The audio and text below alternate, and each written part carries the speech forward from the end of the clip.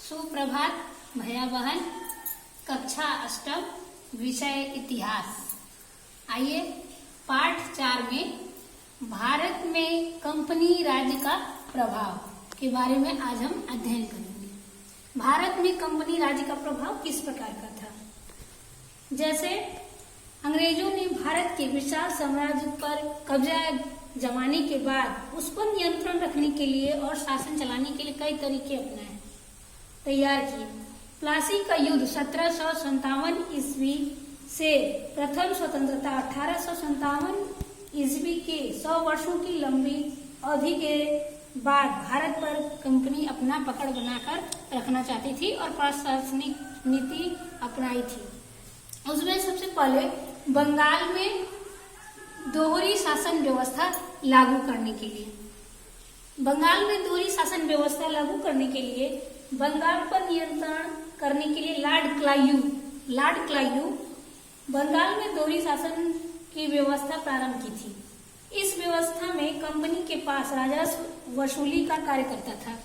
जो बंगाल की व्यवस्था थी उसी से राजस्व वसूली के कार्य करता था लॉर्ड क्लाइव, जिससे वो बंगाल में दोहरी शासन व्यवस्था शुरू किया था। उसके बाद है भारत में वैधानिक विकास का प्रारंभ किस प्रकार से हुआ।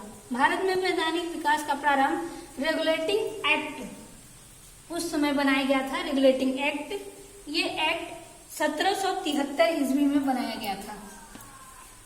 1773 ईस्वी में बनाया गया।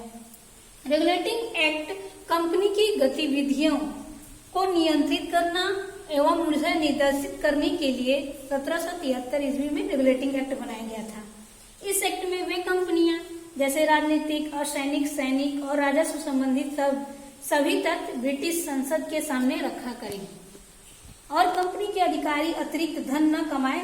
इसके लिए यह आवश्यक हो गया था कि इंग्लैंड के पास लौटने पर अपनी संपत्ति का ब्यौरा दे। यह रेगुलेटिंग एक्ट में बताया गया। उसके बाद है Pitt's India act. Pitt's India act 1784 ईस्वी में बनाया गया था। 1784 ईस्वी में बनाया गया था। इसमें ब्रिटिश संसद ने 1784 ईस्वी में एक नया कानून पारित किया जिसे पिट्स इंडिया एक्ट कहलाया। इस अधिनियम के द्वारा ब्रिटेन में एक नियंत्रण परिषद बोर्ड ऑफ कंट्रोल की स्थापना हुई थी। इस परिषद के द्वारा ब्रिटिश सरकार को भारत के सैनिक और राजस्व संबंधित मामलों का एकाधिकार प्राप्त हो गया था। इसे ही पिट्स इंडिया एक्ट कहा गया है। उसके बाद है लॉर्ड मैकाले। लॉर्ड मैकाले की शिक्षा पद्धति किस प्रकार की थी। जब 1835 में ब्रिटिश सरकार ने लाया तो लॉर्ड मैकाले के नेतृत्व में अंग्रेजी माध्यम से यूरोपीय ढंग से भारत में शिक्षा फैलाने के लिए उसने ये अंग्रेजी पद्धति का शुरुआत किया। उसने फारसी के स्थान पर अंग्रेजी शिक्षा को बढ़ावा दिया और अंग्रेजी भाषा को मांग बढ़ती गई। इसके बाद है स्थायी बंदोबस्त। स्थायी बंदोबस्त क्या है। स्थायी बंदोबस्त अधिक से अधिक मालगुजारी वसूल करके देने वालों को जो नीलामी बोली के आधार पर उन्हें उनके पुत्रों को आजीवन स्थायी रूप से उनके गांव को जमींदार घोषित कर दिया गया था, उसे स्थायी बंदोबस्त कहते हैं।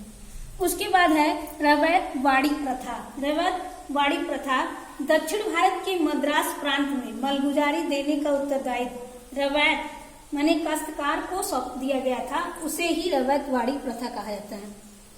उसके बाद है महालवाड़ी प्रथा। महालवाड़ी प्रथा उत्तर प्रदेश के पश्चिम में दिल्ली और पंजाब के आसपास मालगुजारी कई गांव के समूह के स्वामियों से वसूल की जाती थी। ये समूह ही महल कहे जाते थे। इसे महलवाड़ी प्रथा कहा जाता है। आज के लिए इतना ही। भैया बहन, धन्यवाद।